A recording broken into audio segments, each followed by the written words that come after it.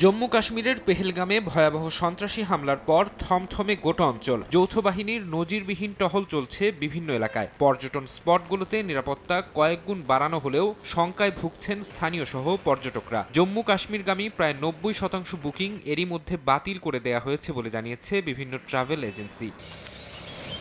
ভয়াবহ এই হামলার জেরে ভারত পাকিস্তান সম্পর্কে টানাপোড়েন শুরু হয়েছে। ভারতের কেন্দ্রীয় মন্ত্রিসভার নিরাপত্তা বিষয়ক কমিটির বৈঠকে পাকিস্তানের বিরুদ্ধে তাৎক্ষণিক বেশ কিছু পদক্ষেপ নেওয়া হয়। ভারতের পররাষ্ট্র সচিব বিক্রম মিশ্রি বলেন, দিল্লিতে পাকিস্তানের হাই কমিশনে নিযুক্ত সব সামরিক উপদেষ্টাকে বহিষ্কার এবং তাদের অবাঞ্ছিত ঘোষণা করা হয়েছে। একই সঙ্গে ইসলামাবাদে ভারতের হাই কমিশনে নিযুক্ত ভারতীয় সামরিক কর্মকর্তাদের ফিরিয়ে নিচ্ছে নয়াদিল্লি। হাই কমিশনগুলোতে কর্মরত কর্মকর্তাদের সংখ্যা ৫৫ থেকে কমিয়ে ৩০ করা হবে বলে জানান তিনি।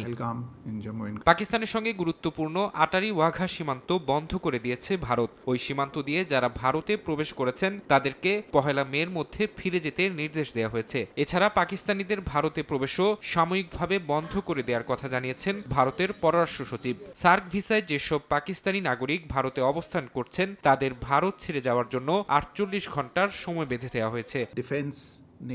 ভারত ও পাকিস্তানের মধ্যে সিন্ধু পানি চুক্তি অনির্দিষ্টকালের জন্য স্থগিত করা হয়েছে বলেও জানান বিক্রম মিশ্রি। ১৯৬০ সালে বিশ্বব্যাংকের মধ্যস্থতায় ভারত ও পাকিস্তানের মধ্যে এই আন্তর্জাতিক চুক্তি স্বাক্ষরিত হয়েছিল। এই চুক্তির আওতায় সিন্ধু, চন্দ্রভাগা, শতদ্রু, ঝিলাম ও বিপাশা নদীর পানি পাকিস্তানে প্রবাহিত হয়। চুক্তিটি স্থগিত করার কারণে চুক্তি অনুযায়ী পর্যাপ্ত পানি পাবে না পাকিস্তান।